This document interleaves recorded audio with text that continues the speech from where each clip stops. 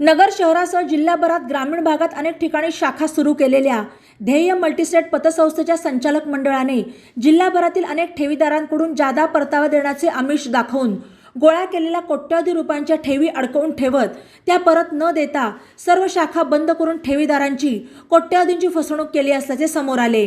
या प्रकरणी ध्येय मल्टीस्टेटच्या संचालक मंडळावर नगरच्या तोफखाना पोलीस ठाण्यात फसवणुकीसह ठेवीदारांच्या हितसंबंधाचे संरक्षण अधिनियमानुसार गुन्हा दाखल करण्यात आला। ध्येय मल्टीस्टेटचे चेअरमन विशाल लक्ष्मण भागानगरे, राहणार पंचपीर चावडी माळीवाडा, व्हाईस चेअरमन रोहिदास सत्यदेव कवडे, राहणार गुलमोर रोड सावेडी, संचालक आणि सीईओ राहुल बबन कराळे, राहणार टोकेवाडी तालुका नगर, संचालक गणेश कारभारी कराळे, राहणार आगडगाव तालुका नगर, विलास नामदेव रावते, राहणार बोरुडेमळा सावेडी, संचालिका पूजा विलास रावते, राहणार बोरुडेमळा सावेडी अशी गुन्हा दाखल झालेल्यांची नावे आहेत। यावर ठेवीदार सुजाता संदीप नेवसे, राहणार शिंदेमळा सावेडी यांनी गुरुवारी 16 मेला दुपारी तोफखाना पोलीस ठाण्यात फिर्याद दिली। या फिर्यादीवरून नेवसे यांच्यासह अन्य 112 ठेवीदारांच्या ठेवी परत न देता त्यांची फसवणूक केल्याप्रकरणी चेअरमन आणि संचालकांवर भारतीय दंडविधान कलम 420, 406 सह महाराष्ट्र ठेवीदारांच्या हितसंबंधाचे संरक्षण अधिनियम अर्थात MPID 1999 चे कलम 3 आणि 5 नुसार गुन्हा दाखल करण्यात आला। या गुन्ह्याचा पुढील तपास पोलीस उपनिरीक्षक सचिन रणशेवरे करत आहेत।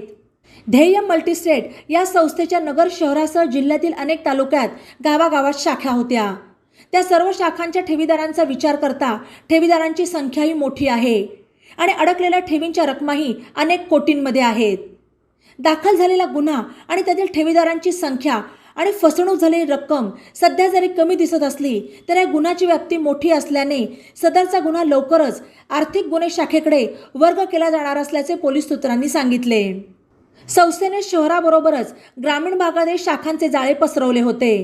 प्रत्येक ठिकाणी विविध कार्यक्रम घेऊन ठेवीदारांना आकर्षित करण्यासाठी अनेक प्रकारची आमिषे दाखवण्यात आली। इतर बँका आणि पतसंस्थांच्या पेक्षा ठेवींवर अधिक व्याजदर देण्याचे जाहीर करण्यात आले। त्यांच्या आमिषाला भुलून अनेक ठेवीदारांनी संस्थेत ठेवी ठेवल्या। यामध्ये मजुरी काम करणाऱ्या महिला, शेतकरी, शिक्षक, गावागावातील किराणा दुकानदार तसेच इतर व्यावसायिक आणि छोटे मोठे उद्योजक यांचा समावेश आहे। काही महिलांनी तर पैशाची बचत करण्यासाठी कुटुंबियांना माहीत न होता 5,000 पासून 25 ते 30,000 पर्यंतचे पैसे या संस्थेत ठेवले होते, असे काही ठेवीदारांनी पोलिसांना सांगितले। बातम्यांसाठी ई नवा मराठा यूट्यूब चॅनलला सबस्क्राईब करा आणि बेल आयकॉनवर प्रेस करा।